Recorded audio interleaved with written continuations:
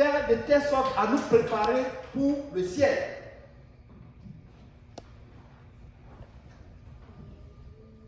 Oui. Encore Jésus, dans Jean chapitre 3, il le dit. En vérité, je vous le dis, si un homme ne naît de nouveau, il ne peut voir le royaume des cieux. D'abord, première des choses, nous devons naître de nouveau. Et il ne parle pas à quelqu'un qui était, n'est-ce pas, il ne parlait pas à un païen. Bon, quand il dit un païen, c'est-à-dire quelqu'un qui ne connaissait pas Dieu. Il parlait à quelqu'un qui enseignait la parole. Donc, quel que soit ton titre, vous savez, à un moment donné, il faut qu'on laisse tomber l'orgueil. Et que nous plaçons la parole de Dieu et que nous comparons notre vie par rapport à la parole de Dieu et que nous soyons véridiques. Amen. Dans Jean chapitre 4, verset 24, qu'est-ce qu'il dit?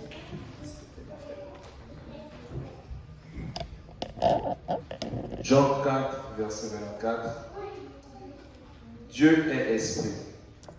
Et il faut que ceux qui l'adorent en esprit et en vérité. Il est temps que nous adorons ce Dieu de gloire en esprit et en vérité. Et c'est ça le problème du chrétien. L'esprit et la vérité. Nous devons être sincères dans ce que nous faisons. Amen. Dans ce que nous croyons, nous devons être sincères. Sans quoi, l'esprit ne va pas rester. Amen. Non, l'esprit ne va pas rester.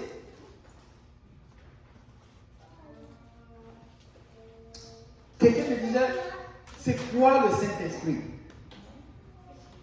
Déjà, c'est un bon pas. Parce que Dieu est esprit. Donc, nous aussi, nous devons l'adorer en esprit. C'est vrai, beaucoup de personnes l'ont adoré dans le temps avec une façon de le faire. C'était bien, dans l'Ancien Testament, nous le lisons, nous voyons plein de choses. Ils immolaient les moutons, les histoires comme ça. Mais aujourd'hui, nous devons adorer le Seigneur en esprit. Mais comment rentrer en esprit? Comment? Le Seigneur nous dit qu'il faut naître de nouveau. Amen. Ça commence ici. La repentance, ce n'est pas la confession. La confession fait partie de la repentance. La repentance, c'est lorsque tu reconnais ton péché et que tu changes de voie. Lorsque tu reconnais que tu es pécheur et tu ne te répands pas à un homme, tu te répands à Dieu. Et le signe de cette repentance, le Seigneur te remplit de son esprit, avec l'évidence de parler en d'autres langues, selon que l'esprit lui-même le donne. Amen. Et ça, c'est biblique. On trouve la trace dans la Bible. C'est pourquoi ce soir, je vais inviter quelqu'un. Si tu n'as pas encore reçu le Saint-Esprit, questionne-toi sur ta chrétienté. Ça fait partie de la chrétienté. Ce n'est pas quelque chose inventé par les hommes.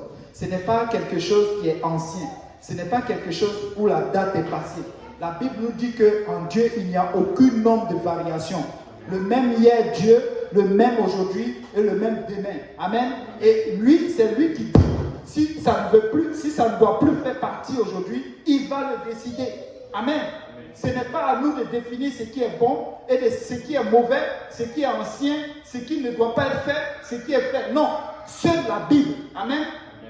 Et jusqu'alors, souvent, quand on va à l'évangélisation, tu entends certaines personnes dire que la Bible a été, comment on appelle ça, falsifiée.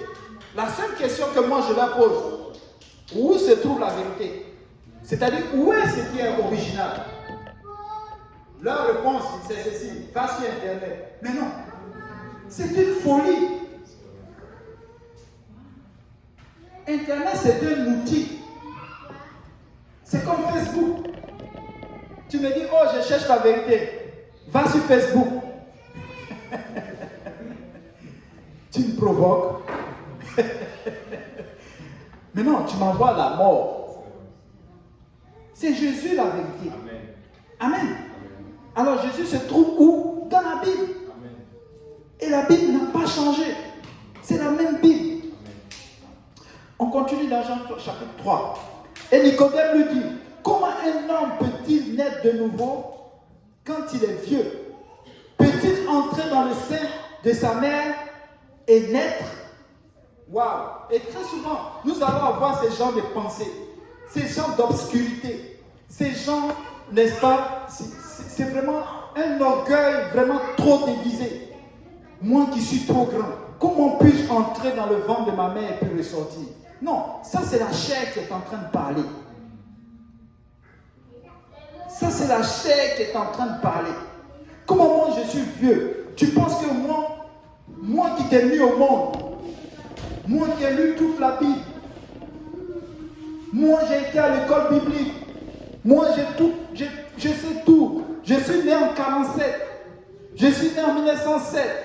Voilà les arguments. Tout ce qui va nous éloigner de la bénédiction, ça c'est la fenêtre.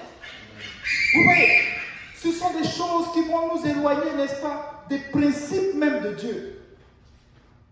Mais Jésus lui répond, en vérité, je te le dis, si un homme ne naît d'eau et d'esprit, et il revient encore dessus, naît d'eau et d'esprit, naît d'eau, il n'y a rien d'autre que le baptême d'eau, au nom de Jésus-Christ. On va voir Pierre le prêcher. Et naît d'esprit. Donc, ce qui est chair, c'est la chair. Donc, quand tu te fais baptiser au nom de Jésus-Christ, c'est la chair encore. Oui, tu as purifié la chair. Mais on dit Dieu doit être adoré en esprit et en vérité. Il faut que tu naisses d'esprit. Donc, deux naissances. D'eau et d'esprit. Donc, tu rentres dans l'eau physiquement, on va te faire baptiser au nom de Jésus-Christ. Le nom de Jésus-Christ sera invoqué sur toi. Mais il faut aussi que tu naisses d'eau. Et il faut aussi que tu naisses d'esprit. Donc, quand tu nais d'esprit, il continue de dire, ne t'étonne pas que je t'ai dit, il faut que tu naisses de nouveau. Nous devons naître de nouveau. Quand nous venons au Seigneur, nous devons avoir une nouvelle façon de penser, une nouvelle attitude, une nouvelle façon de faire les choses. Tu peux continuer, mon frère. Jean chapitre 7,